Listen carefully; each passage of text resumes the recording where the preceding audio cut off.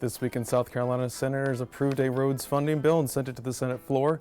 House lawmakers approved an $8 billion operating budget. And a controversial bill dealing with dark money in campaigns hit a snag in the Senate. On Tuesday, Senate Finance Committee members approved an $800 million spending plan to fix state roads. It includes a 12-cent per gallon gas tax increase over the next 6 years, as well as increases to other registration fees and vehicle fees. But without reform to the Department of Transportation, the bill could stall in the Senate, even though the cost of doing nothing continues to rise as more than half the roads in the state remain in poor condition. And it's roughly in the neighborhood of about $320 to $340 million additional cost incurred because we weren't able to get to those roads to repair. Doing this repaving, the more it's going to cost us, the bigger the hole we're digging, and it's still, right now, we're still going down and not going up. You know, if a lot of people, ask me, why am I pushing for a Secretary of Transportation? Why am I pushing for, a governor appointing? It's because when you stand before us here and make representations to us on how you're going to spend that money, if you don't, then we know directly who to go to you and then to the governor to hold accountable. What we don't have is that if you somehow over the next few years don't go ahead and spend the money as shown on here, it isn't fair to hold you accountable for that. I mean, you've got 7 commissioners that you answer to. There'll be a lot of debate. There'll be a lot of amendments. I expect that. That's the way the Senate operates. At the end of the day, I'm confident we're going to pass something to provide sustainable money to fix the roads of this state. Here in the House, lawmakers kicked off their busiest week of the legislative session Monday afternoon and passed a $8 billion operating budget shortly after midnight Wednesday. Debate got heated here in the House on Tuesday over defunding Department of Public Safety Director Leroy Smith's salary as a signal of no confidence. Because what do we know about one trooper who said a derogatory term about the director? He got fired. Because that is the way he runs a command. I assure you that in 19 years and multiple directors and multiple colonels of the Highway Patrol, this is not the posture that I've ever taken.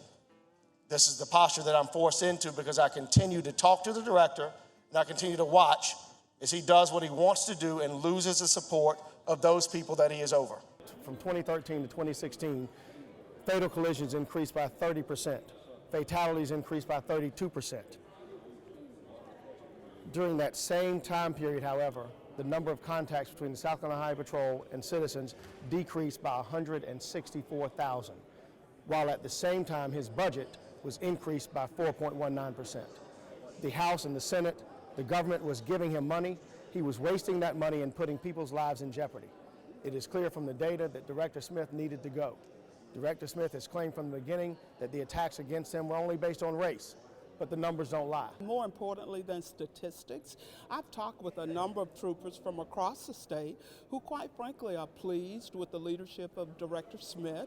They like the idea that finally there is a director at the Highway Patrol who does not yield to legislators' requests, but who somehow believes it is his job to run the agency and is doing that in spite of legislators and their demands. And when we talk about removal, that is why we have a cabinet form of government, and that is something that the governor should do. Governor Henry McMaster stands behind Smith, and the Senate could restore his salary once they take up the budget. $150 million helped cover the underfunded state pension fund. An additional $82 million went to go cover Hurricane Matthew recovery costs. An additional $100 million was also included for capital improvements to school districts in the Abbeville lawsuit. Shortly before the final vote of the House budget on Wednesday morning, lawmakers added a provision sending $700,000 of the $82 million earmarked for Hurricane Matthew recovery costs to help the struggling town of Nichols, which was devastated by the October flood from Hurricane Matthew.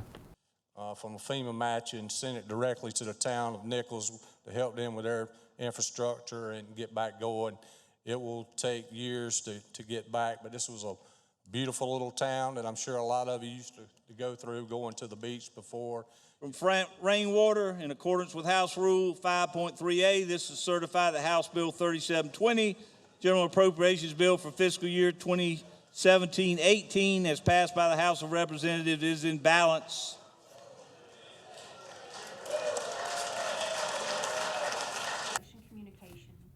And a Senate panel will continue work on a so-called dark money bill that was spurred by an influx of out-of-state dollars during the 2016 election.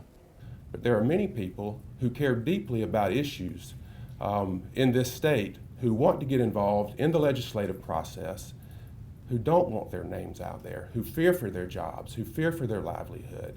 You know, the bottom line is that, you know, we have people in organizations that do want to be involved in elections or causes or those types of things, and they don't want to say who they are. They want to throw the stone and hide their hand. That's the point of it. I mean, folks that donate to my campaign, I have to put down their name, their occupation, their address, the amount they give, every dime I spend. I have to say what I'm spending it for, and it's really no different. Groups would be regulated as PACs, even if campaign advocacy were only an infinitesimally small amount of their overall activities. Equally problematic is the incredibly expansive universe of issue speech that would be regulated as political campaign speech by S255. We are concerned about major donors with major efforts to influence what's going on in our state, in which there is a campaign and citizens need to know who is trying to influence their vote. And we believe that, unfortunately, we need some more work before we can say we have a bill that does that. The Senate could take up the roads bill as early as next week, especially since the budget is now on its way over and will soon take priority once it hits the Senate in early April. Let me introduce my right. Senate Education Committee Chairman John Courson, a Republican from Columbia, is the most recent lawmaker caught up in an ongoing investigation dealing with State House corruption. Courson was indicted Friday morning on 2 counts for misconduct in office and 1 for converting campaign cash for personal expenses. Courson, who has been in the Senate since 1985, is accused of sending about $250,000 from his campaign accounts to the political consulting firm First Impressions, which is part of Richard Quinn and Associates. The company then sent about $133,000 back to Courson for his own personal use, according to the indictments. Senator Courson is fighting the indictments and retained Florence lawyer Rosemary Parham, who released a statement Friday calling the indictment smoke, mirrors, and politically motivated accusations. A hearing for Courson has not been set yet, but could come as early as next week. For South Carolina Educational Television, this is Gavin Jackson in Columbia.